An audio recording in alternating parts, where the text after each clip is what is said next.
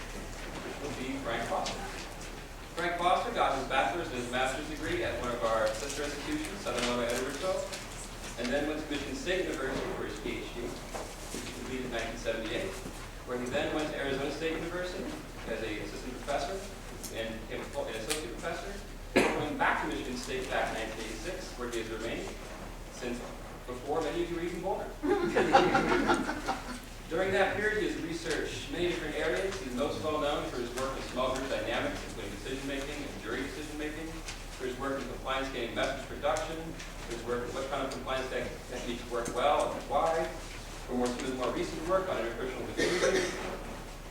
And during that period, he has won a number of awards, including the NCAA Golden Anniversary Award, the Charles H. Wolpert Award for Research, the John E. Hunter Meta-Analysis Award, and I believe the award that I think he's most happy to have gotten, and I think well deserved, the Aubrey Fisher Mentorship Award for having mentored generation after generation of Michigan State University graduate students, including myself.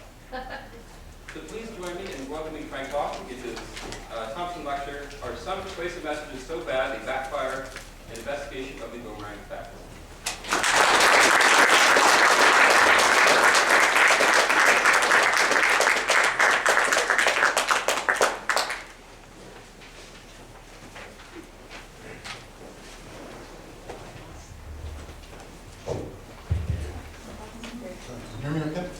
Yes, thank you. So, let me understand this correctly, Chris. So there are treats outside afterwards? Did you take these?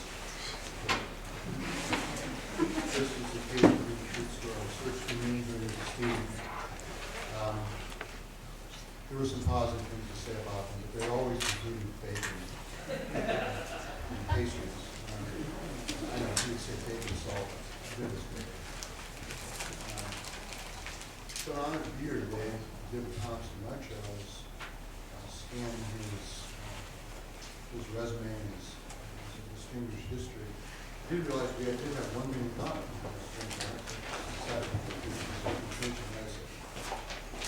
We both edited monographs. That particular period was a highlight of research, quantitative research and communication, and he helped lead that. He was very important in creating what is now communication sciences, communication science. My talk is, so persuasive, it feels so bad, and what you probably can't read is investigation of Boomerang effect.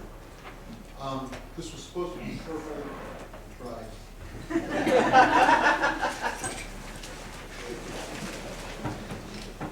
That's Boomerang. Boomerang effect is misnamed. Boomerangs, you throw them properly, actually come back. Twin airfoils, they spin on the axis, and they go back and actually used for hunting, among other things. And the way they used for hunting was actually rustle up trees, get birds to fly into nests, as I understand it. The boomerang effect that I'll talk about is nothing like that particular boomerang effect. That is what a boomerang actually looks like. We're going to talk about today about counterproductive messages. That's why the term is given to that often. I think boomerang says political reason. First rule of medical practice is do no harm. That was given to us by Hippocrates in the Epidemics, and it's a reasonable rule. You can apply it to communication, persuasion, research, especially for those who are involved in things like health campaigns. First rule would be to avoid convincing people to do the opposite of what would be healthy, for example, and so apply to us as well. There is in my conversations, however, with some of my colleagues who do research in health com, an idea that we have to get over as a field, and that is that having good intentions does not ensure success, and having good intentions does not assure that harm will not be done by our messages. Some of my colleagues tend to think that that's the case, that because they intend to do good things, because they intend to make people healthier, that in fact their messages cannot harm. They in fact can, it's possible, in principle. When we do get evidence that their messages are not very effective, or as some would say, Boomerang, I'll be challenging that idea a little bit tonight. Sometimes the tendency is to harm the victim, say something that there is something wrong with the audience psychologically, that they're experiencing the reactance or being unreasonably emotional or some feature of the person in question. Rather than to really focus on message design, I want to talk about message design and the things that we do and don't do in messages that might make them counterproductive.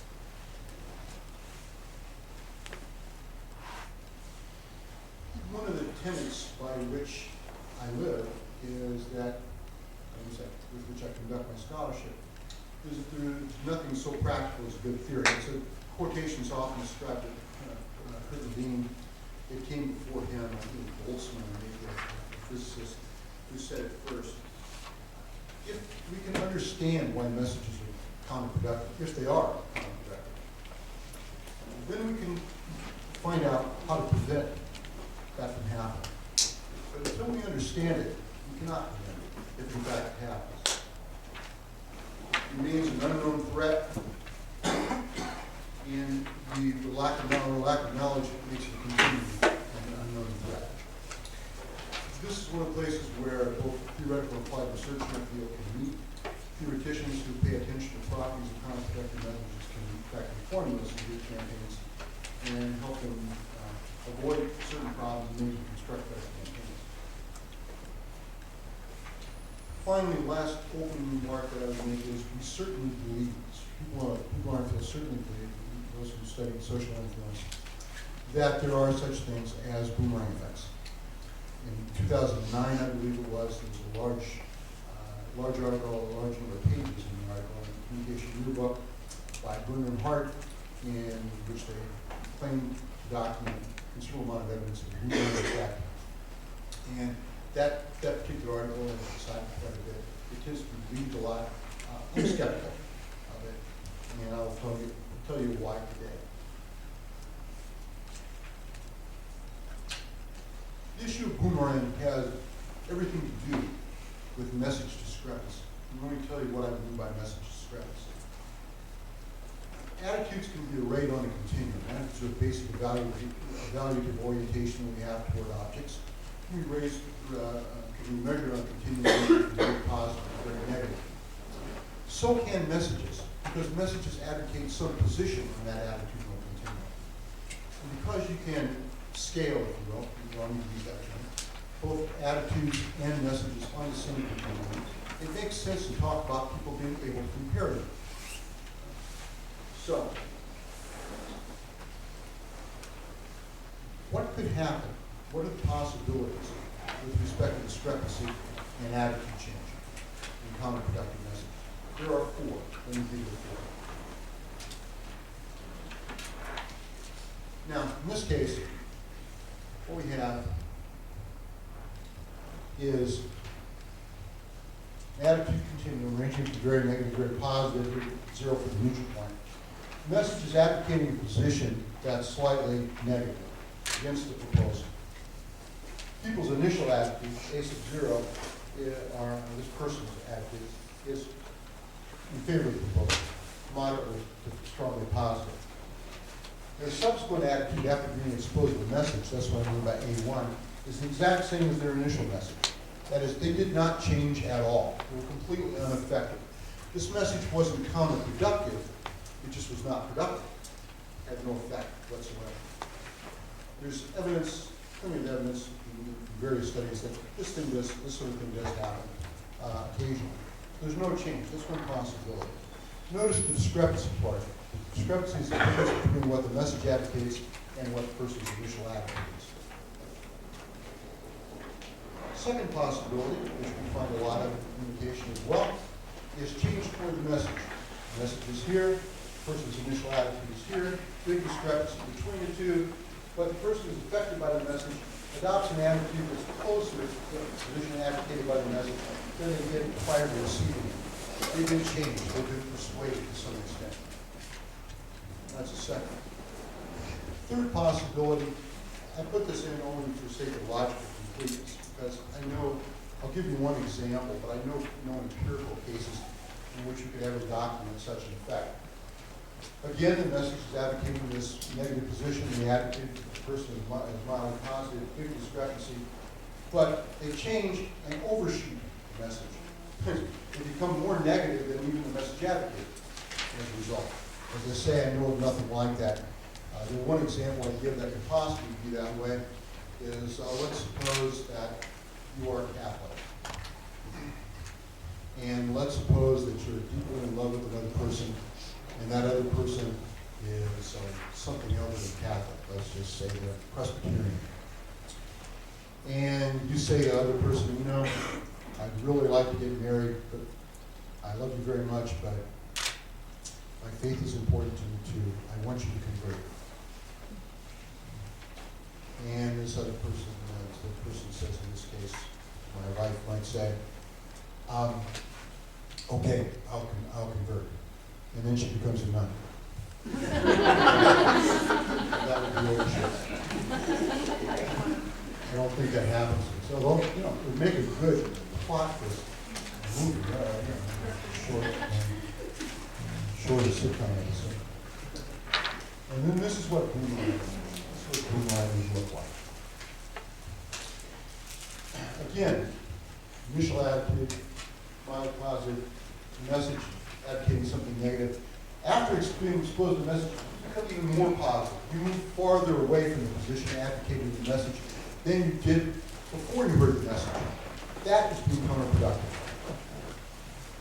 People not only do not accept your position or be part of it, they actually move in the opposite direction.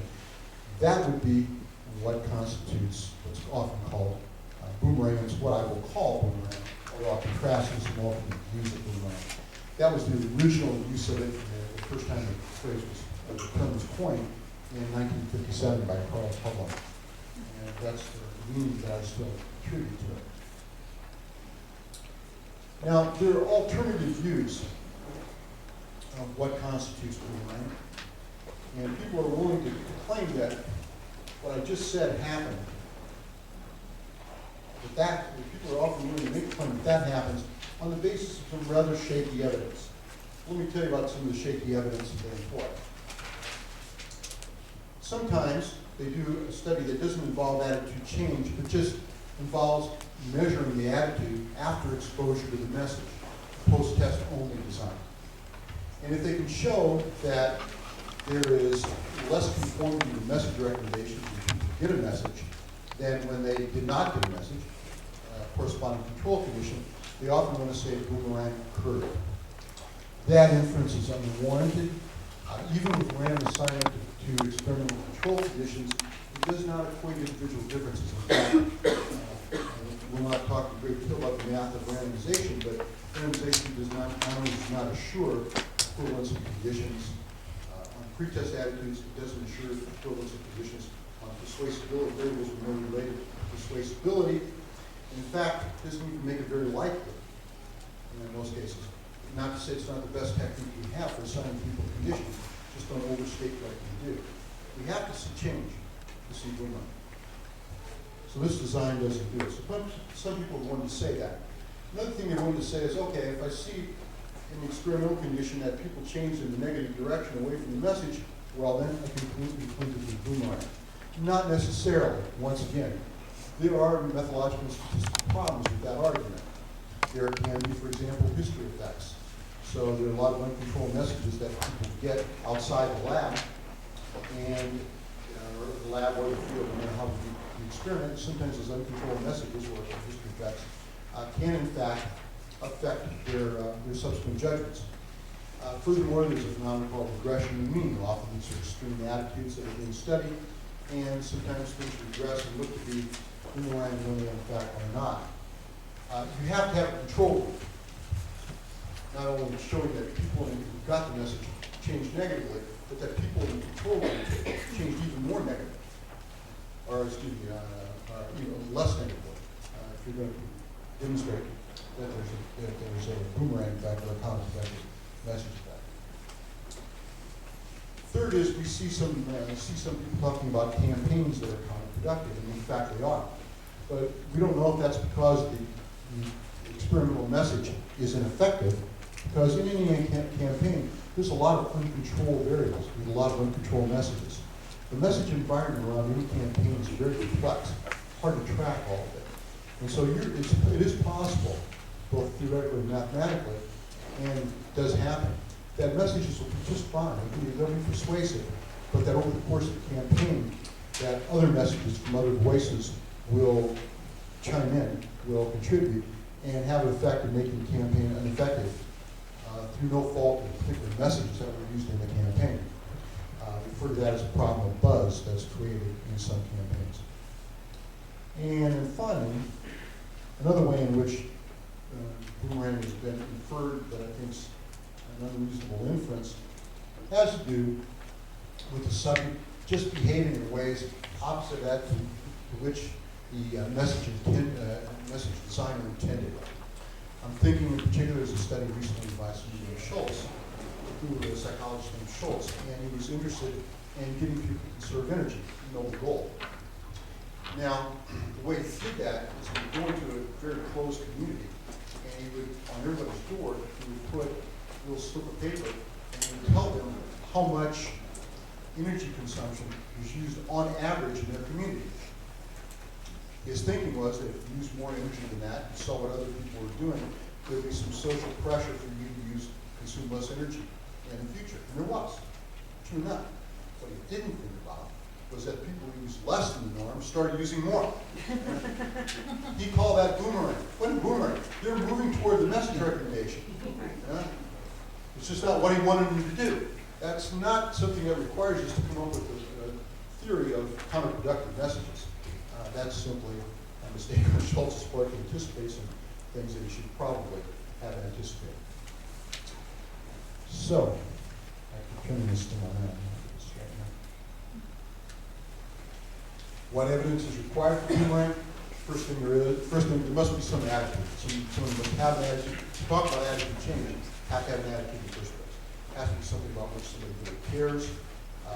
Probably not using a topic like hydroponically grown vegetables, where we might shape attitudes, but we may not change them because we don't have them in the first place. Subject must perceive the message accurately. The message advocates some position. They must perceive the position that's advocated by the message and do that correctly, or do that with a fair amount of accuracy. If it's the case that the subjects misperceive what the message is advocating, that's simply a matter of poor message design that can be remedied by doing some formative research. It's not a circumstance that requires scholars to explain the phenomenon of change of attitude. They don't understand what the message is advocating. Have to measure attitude change, have to have a pre-test and a post-test if this is change. Experimental subjects must change away from the message. That's necessary, it's not sufficient. And we have to have a control group with which we can compare it. The control group should change away from the message less than does the experimental group. All those things have to be demonstrated. We're going to demonstrate a boomerang effect in the way defined it previously with the fourth slide, with the fourth graph. Furthermore, if you were to ever make a stronger claim, namely not that boomerang occurs, you've documented in one study, but if you're going to make a stronger claim that boomerang is a very general phenomenon, you would have to have a whole corpus of experimental research that would say that under this set of conditions, we can define consistent boomerang effect, relatively consistent boomerang effect. That would require some meta-analytic evidence that in fact occurred. And have a literature, quantitative literature that would demonstrate that. There is no such thing that exists at the moment. In fact, if you apply my criteria, you may not find any one study that's ever been done that's demonstrated a boomerang effect. Okay. What conditions do I think produce boomerang? I think the first thing that matters a lot is discrepancy. The message must be very discrepant from the attitudes of the audience. That comes from social judgment theory, the famous Holland and Muspershree's idea of social judgment theory, because there's a reason would go, the larger the discrepancy between what's advocated and what you believe, the more likely that a message would fall into your latitude of projection. The latitude of projection being defined as that set of positions that you find simply unacceptable. Holland et al. Argue that if a message falls into your latitude of projection, you will boomerang. And so that particular prediction comes from social judgment theory. Also coming from social judgment theory is the idea of ego involvement. Ego, self, and I'll call value relevant involvement. I still like the old term, ego relevant involvement. But you might see that notion as value relevant involvement. When something matters a lot to you, when a particular issue is tied very closely to your sense of self, to who you are, that's something that's highly ego involved. So right now, there's going to be a bunch of goofy Michigan State undergraduates, or not like the second, but a day or two, with white shirts that are going to be at the next basketball game between MSU and somebody. And they're going to be very rabid. That's because the success of Michigan State's athletic team is very important. And their sense of who they are, their self, is very tied up with how well their team does. Demonstrated very well in a series of research done at Arizona State University and other places by Bob Cialdini on asking and reflecting core. So ego involvement, higher ego involvement combined, higher ego involvement tends to mean that your attitudes tend to be more extreme, they tend to be more discrepant. For that reason, you might expect more boomerang if you're highly ego involved. If arguments are weak, the elaboration likelihood model of the group process models argue that argument strength is important in terms of effective persuasion. based under certain conditions, not all. Well, if arguments are weak, that condition is not met. So weak arguments would likely be a necessary condition for producing this kind of effect. Harder to move away from arguments and messages that are well reasoned. Credibility is another variable with which we're very familiar, particularly competence. It's much easier to derogate the message from the source who has low credibility, who is not perceived as an expert, and maybe literally not perceived as an expert in the area. One of my favorites. Insult your audience. That's a good way of doing it. I mention this because a very famous study claiming to produce Boomerang, which I think a pretty careful reading of the paper indicates that it didn't produce Boomerang, involved insult. It was a study by the late Robert Aronson a long time ago, in which he did have a speaker insult the audience and see if that would move them to a more extreme position away from that being advocated by the speaker. And I think finally is the idea of reactance. Reactance refers to a couple of different, has a couple of different meanings actually out there in the literature. One meaning of reactance, the original meaning of reactance is that we experience reactance when people threaten our behavioral freedom. So the way that typically gets substantiated in the message is you include a tag phrase, such as, you have no choice but to agree with me, or any reasonable person would agree with, or some phrase of that sort. When you experience reactance, you tend to act in ways to restore your behavioral freedom. One of the ways in which you can act to restore your behavioral freedom is not only not accepting the message recommendations in any way, but actually rejecting them and going in that direction. That was Jack Brim's idea a long time ago when he coined the term. More recently in communication, Dillard and Shen have argued that what reactance actually is the combination of being angry, a message making you angry, and creating negative thoughts. They claim that those are two indicators of the same underlying latent trait that they call reactance. Same thing would be true. The more reactance we would experience, if there is such a thing, the more likely we are to boomerang. So there's a whole set of conditions that would likely produce boomerang if it exists. And if I create all those kind of conditions in a message, create the worst possible persuasive message, no, not the worst possible, the worst, but a really bad persuasive message, can I create boomerang? There are a lot of explanations for boomerang. Because I want to get to other things, I think I'm going to pass over these for the most part. The first two are by Abelson, and I will pass over these because they make very little sense, actually. Abelson authored in 1967 in a tongue that is very different from the one in which we talk these days. It is possible, though, reactance could be an explanation, or you experience it and actually change in the other direction. It is possible also to develop various versions of an information processing explanation of why we get boomerang. Information processing explanation would be this. If a message is such that it generates more negative thoughts, counter arguments, thoughts about how stupid the source is, let's say, derogating the source in general, creates more novel negative thoughts, or causes people to elaborate more on the negative thoughts that they have, than it does produce positive thoughts, favorable thoughts toward the message, or favorable thoughts about the story. Then that mix, that relative mixture of more negative thoughts relative to positive ones, could possibly move us in a more extreme direction. There's another possibility. Now, goals, what we're trying to do here in this particular experiment that we're reporting tonight is to demonstrate a boomerang effect if one exists, to limit the conditions under which it arises, if we can, and finally describe the mechanisms that produce it. We haven't had limited success. We will not meet all those goals. We will meet at least one of them, however, and that's 1 out of 3. Again, 2 out of 3. We've got it. We'll do is 1 out of 3. Leave off the side. The experiment that we did is a variant of the Solomon 4 group. Half our subjects actually did a post-test only experiment. Half of them did this pre-test, post-test.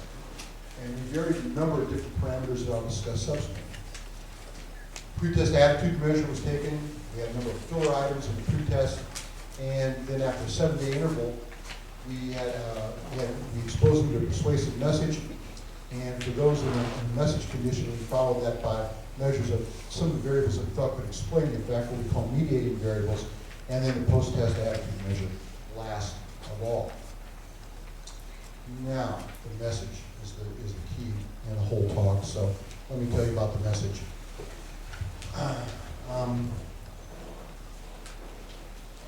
We have on the faculty, we have Peter Jorgensen, who went to Arizona State in Arizona, and although they get along, they deep down inside hate each other because they're from these two incredibly competitive schools.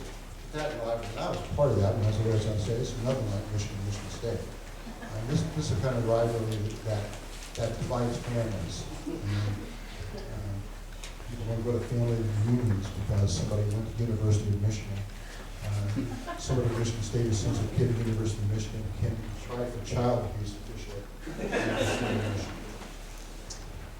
With that as a background, here's the message that we created, the message that we thought was Boomerang. I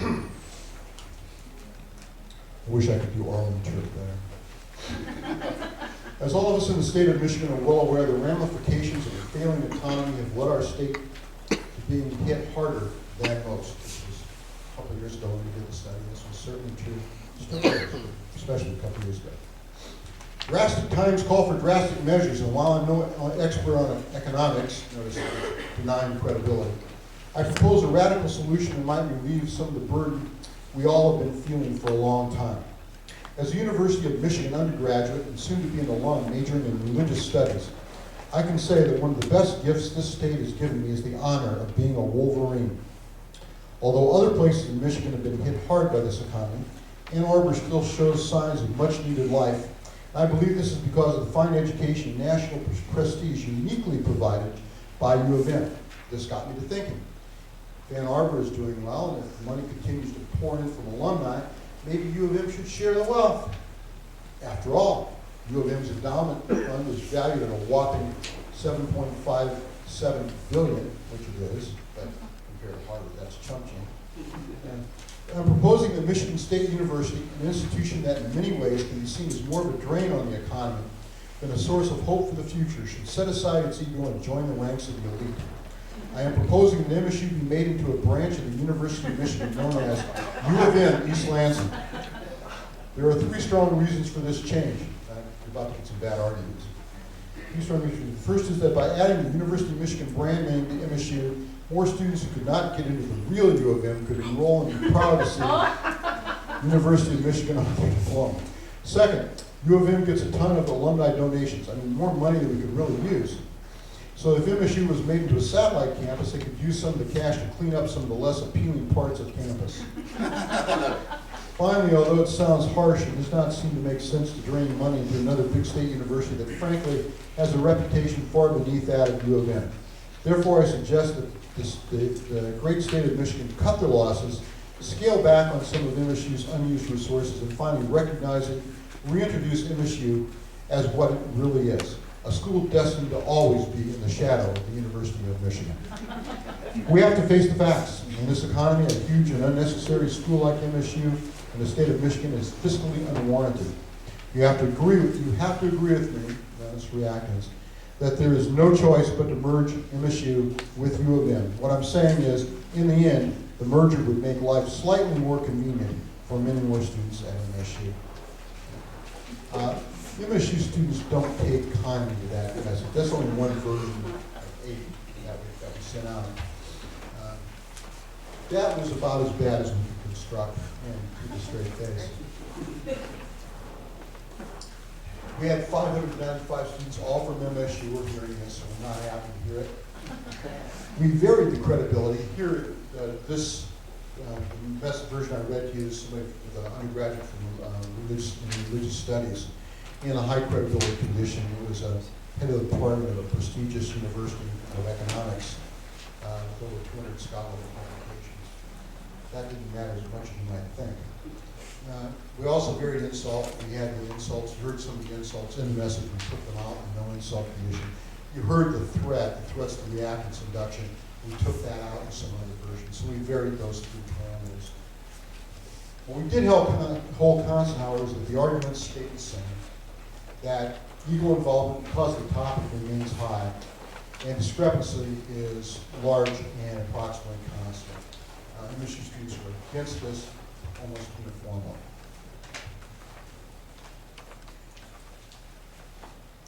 So we had, among the people who were only the post-test only part of the experiment, we had 8 conditions.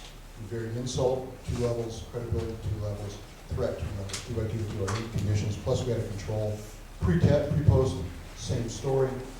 We did this experiment over the web. We sent it out on Qualtrics. It was sent out as 2 different experiments so that the pre-test, post-test, and post-test only groups, people were not randomly assigned to those. They signed up for 2 different experiments. So it's a different set of people. We posted the study as one that was designed to examine proposals for reducing the state budget, which the message is consistent with.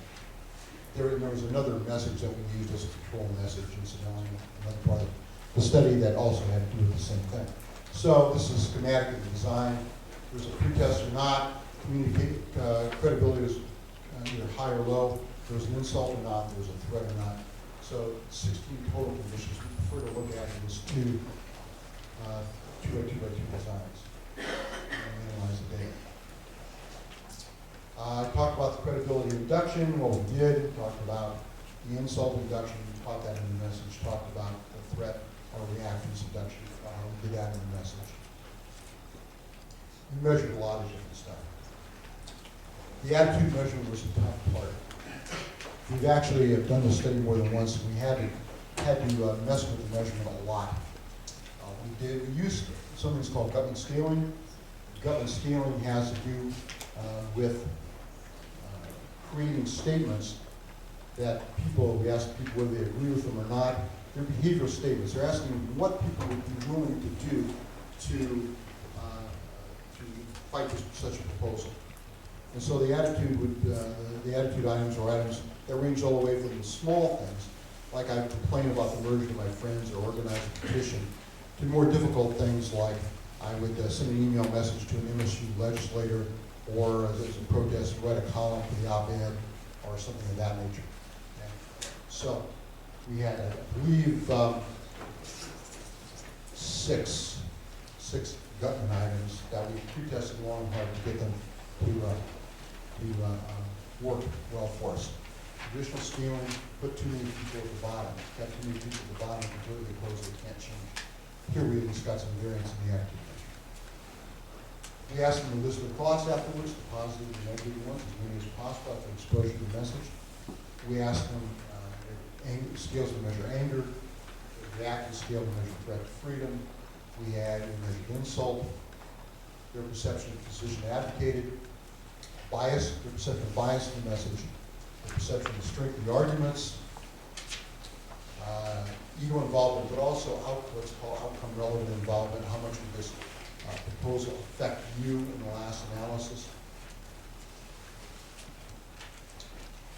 A couple of dimensions of credibility, competence, and trustworthiness. Get the results. First of all, we create the kind of message that we thought, we create the kind of conditions that we thought would be useful. My argument is yes. Take a look at the table. Outcome relevant involvements on a 7-point scale. People are almost at the top of it. Mean is 6.5. Value relevant involvement. People are above the midpoint. Not as high as value relevant involvement, but still above the midpoint of the scale. What position?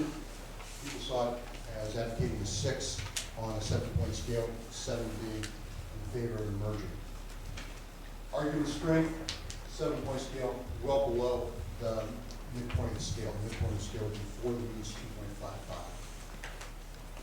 Anger, yeah, there were 7 on high score could be 10, there were 7s. Some people have suggested that people might have thought it was funny, they didn't. Bias, 7-point scale, they're almost a 6. Oh, yeah, it really generated a lot of positive thoughts, an average of 0.09 positive thoughts. So for every 100 people, those 100 people generated 9 positive thoughts. 1.48 negative thoughts on average. It wasn't a lot of thinking, it was a lot of emoting. Expertise was the speaker. This, of course, confounds both credibility and conditions. But even a high expertise speaker was below the midpoint of the scale. They're below the midpoint of the scale. They were not perceived as being very trustworthy, below the midpoint of the scale. Insult is measured scale ranging from 0 to 10. You can see it's considered to be insulting if they're around 7. And threat is above the midpoint of the scale, almost a 5 on a 7-point scale. I think we created the conditions that we wanted to do this more extremely. We were really, I don't know how we did that. I don't know what we said in the message. The inductions themselves, in post-test only, control group, and in the pre-test post-test, were in the main ineffective. The one ineffective. The one that worked fairly well was credibility. A highly credible source was perceived as substantially more credible than the low credibility source, both here and here. But people were just highly insulted in both conditions. The message, even without the overt insults that they put on it, still really hurt people. They perceived a threat, no matter if we included the reactive statement or not. Just the topic itself produced a lot of insult and threat. So the only parameter that we were able to vary effectively is the credibility parameter. What happened? Did we get Boomerang? Well, let's see. What happened? Did we get Boomerang? Let's try that.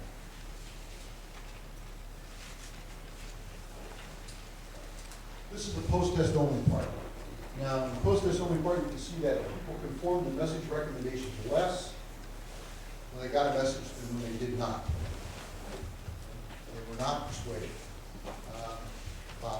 by the message. This could have been because of unequal assignment on the conditions. So we want to look at pre-test post-test data, and pre-test post-test data confirm the same thing. Compare the people, all the people who got the message in any form, didn't matter which of the 8 forms of the message they got, they produced about the same results, close to the same results. The message produced an average change of negative 0.66. It could have changed as much as negative 7%, but negative 0.66. In the no message condition, there's slightly positive change. That's actually the sampling error 0.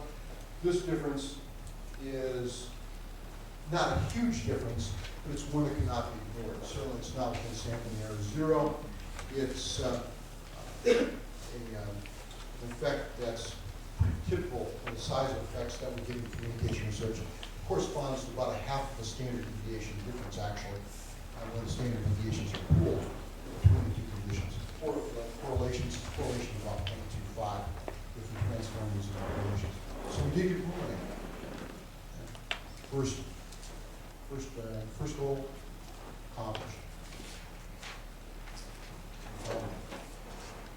We tried to look to see if the reasons for inductions did not have much of an effect on the variables if the effects were mediated. Mediated effects are the distal effects. If X causes Y causes Z, the effect of X and Z is distal compared to the effect of X and Y. Distal effects are smaller, mathematically not as small than proximal effects. Did we get any indication? We did with credibility. We found that the credibility induction did affect people's perceptions of perceived confidence, even though it was still low in the high condition. And confidence was a strong predictor. Confidence of the source was a strong predictor of attitude. We also found the same thing with the process of the attitude change. It was almost exactly mirroring the same thing. So, there were a lot of other correlates. Last few years, correlates and tried to do some unique some final observations so I can finish this in a reasonable time.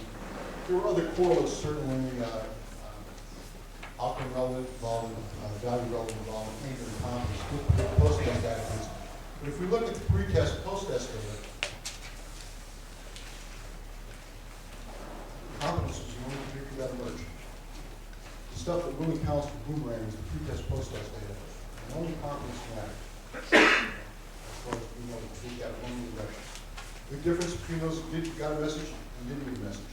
Among those who got a message, the only difference really there is those in the competence, the condition of the communicator who was highly competent, they changed less negatively than did those who got the message from the religious studies student the event. So a couple of remarks to these evidence. A boomerang, small, but it's not negligible, and it's comparable to other effects of communicated communication. We had to go to extremes to find it. I would hope that nobody ever created a campaign would do something like this. I hope that, but unfortunately, I've had enough experience in campaigns to know that they sometimes do. Campaigners, even after great formative research, have a tremendous ability to snatch defeat from the jaws of victory. And these are some of the reasons why. We didn't find any moderation effects, very little indication of mediation, credibility issue. I think I'll hold it, if anybody wants to know how these results are not very consistent with dual processing models like the ELM, and that's the comment. Credibility is expected to have an effect only under conditions of very low involvement. It was very high involvement here, and we got a credibility effect inconsistent with ELM and the SHM. Another dual process, any other dual processing idea. Other predictors had some minor impact as well. Now, so what now? So my favorite television show these days is Up, Saturday mornings and Sunday mornings, up with just anything else, what do we know now that we didn't know before? Well, we know that a boomerang effect can be produced under controlled conditions. We didn't know that before. So really the first demonstration to my knowledge of a boomerang effect as I have defined it, and I think as it needs to be demonstrated rigorously. The conditions that are necessary, that appear to be necessary here, are threat, insult, poorly using messages from a relatively low or moderate credibility source, advocating a position that's very discrepant from that embraced by the audience on a target that's highly involved. If all of those things happen, we got boomerang. In the future, we're going to look if we can scale back some of those things and still get a boomerang effect. We got a small effect. I don't know how many of those conditions we can relax before we no longer get a boomerang effect. So we don't know if they're all necessary yet, and we do not yet know the nature of the mechanism that produces this effect, and that's where I'll be working soon and in the future. Thank you for your attention, and I'm glad to take any comments or questions.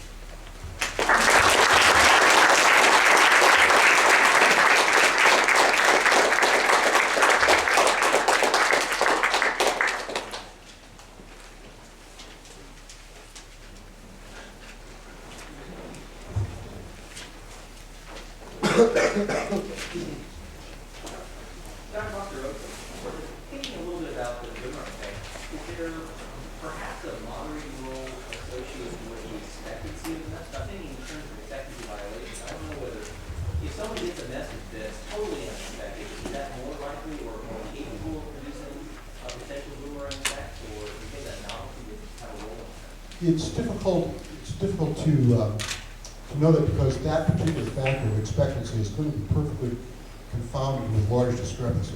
You don't expect to get messages that disagree with us substantially, especially in a situation like this. So the unexpectedness and discrepancy are going to be really, really huge. So those are going to be hard to parse out. Don't know. If I could figure out a way to distinguish those two things, still produce boomerang effect, I can tell you. I can't figure out a way to do that. Please do that.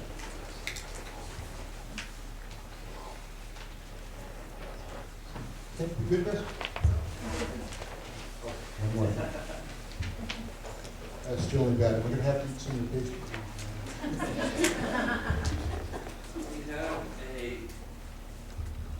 We have a plaque for you.